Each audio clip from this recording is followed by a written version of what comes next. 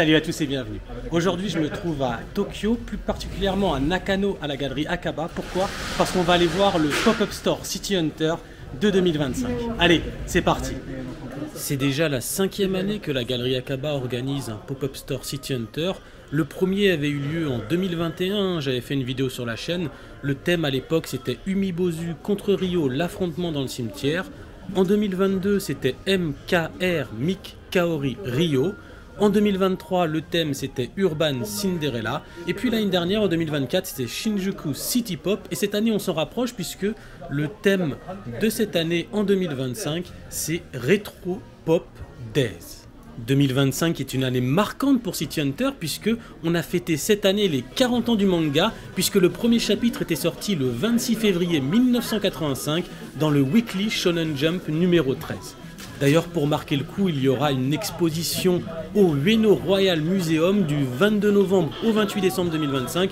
Évidemment, j'essayerai de couvrir ça pour vous donner une vidéo sur la chaîne. Cette année, je trouve la gamme de produits vraiment pas mal, hein. Il y a notamment le vert qui est sympa, les t-shirts, il y a enfin des t-shirts avec des designs qui sont sur le devant et non sur l'arrière, hein, contrairement à l'année dernière.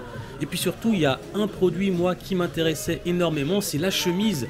Il y a une chemise City Hunter qui est vraiment pas mal. Malheureusement, elle est seulement disponible sur précommande, hein, on ne pouvait pas l'acheter en magasin. La voilà, la chemise City Hunter. Et donc les livraisons se feront en juillet. Je trouve que le design est sympa. Et puis j'ai pas de chemise d'été. J'ai beaucoup de t-shirts, mais j'ai pas de chemise d'été. Après, on a quelques suites aussi, hein. Celui-là, le design, je suis pas très fan, hein. Voilà, avec le design chibi derrière. D'ailleurs, je sais même pas si c'est Tsukasa Ojo qui a fait ce design, hein, derrière. Il est pas caractéristique de son style. Là, celui-là, ce suite, il est pas mal, hein, le suite, donc Retro Pop Days, donc le suite de l'expo de cette année.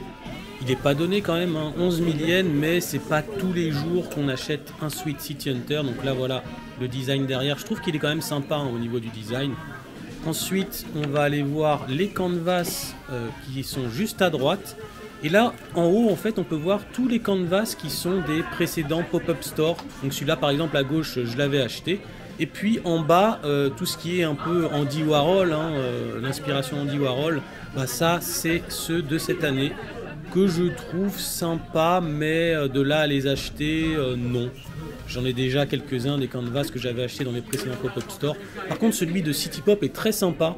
Je l'avais loupé l'année dernière parce qu'il était en rupture de stock. Mais voilà, j'ai pas trop de place. En haut, on a les t-shirts, donc là, avec les designs derrière. Et celui-là, qui est le design devant. Et puis là, on a tout ce qui était les t-shirts de l'année dernière et les produits de l'année dernière aussi.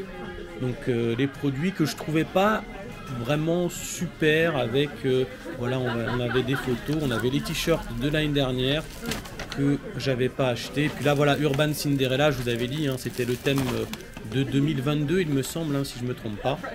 Ensuite là on a les petites télés que j'avais achetées aussi précédemment qui font de la bonne déco, hein. Et puis les t-shirts de l'année dernière, ceux-là c'est les t-shirts qui étaient en vente l'année dernière, et puis Urban Cinderella en 2022, le jeu de cartes et l'assiette à shoyu. Et puis là on a les stands en acrylique lumineux. Bon, je trouve que quand même 5000 yens, 4950 yens, c'est un peu cher pour ce que c'est, hein, personnellement, mais voilà. Il y a en tout cas, les anciens produits sont toujours disponibles, donc si vous aviez raté, c'est encore là. Là on a les produits de cette année avec les clear files de cette année. Les clear files, donc c'est des porte-documents, hein, c'est toujours sympa, ça coûte pas très cher. Donc même si j'en ai des tonnes, bah je les achète chaque année.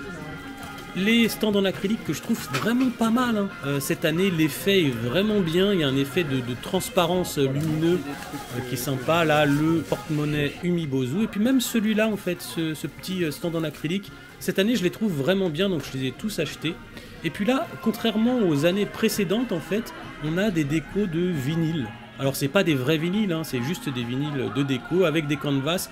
Vous vous souvenez, hein, les années précédentes, il y avait des reproductions de planches originales sur le thème, mais non, là cette année, ils ont mis tous les canvas des autres années avec des mini vinyles. Et donc les mini vinyles qu'on voit là sur le mur, en fait, ce sont des coasters, donc des porte-gobelets.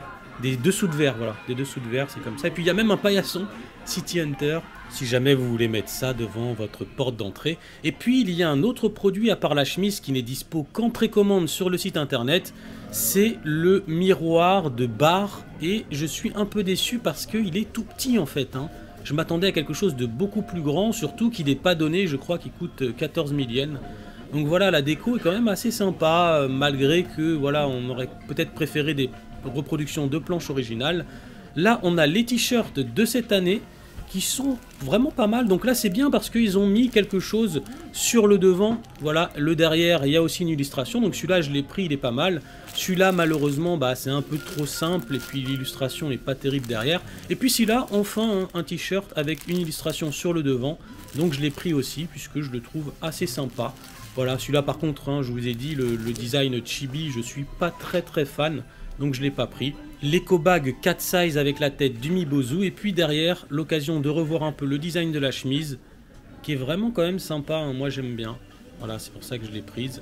Et puis on va terminer par les bonbons City Hunter, avec le design chibi, hein, le même design chibi qu'il y avait sur le sweat que j'aime pas trop.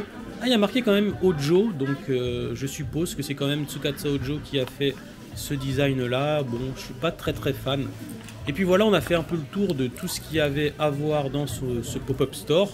Je trouve que c'était un pop-up store de bonne facture, hein, cette année. Et puis surtout, en fait, il y avait beaucoup de rééditions de ce qu'ils avaient fait dans les anciens pop-up stores. Donc si vous êtes au Japon en mars-avril, hein, pour la période des Sakura, le pop-up store se termine le 22 avril. Et après, il va bouger, hein, dans le Japon, à Nagoya, Sapporo, Osaka, etc.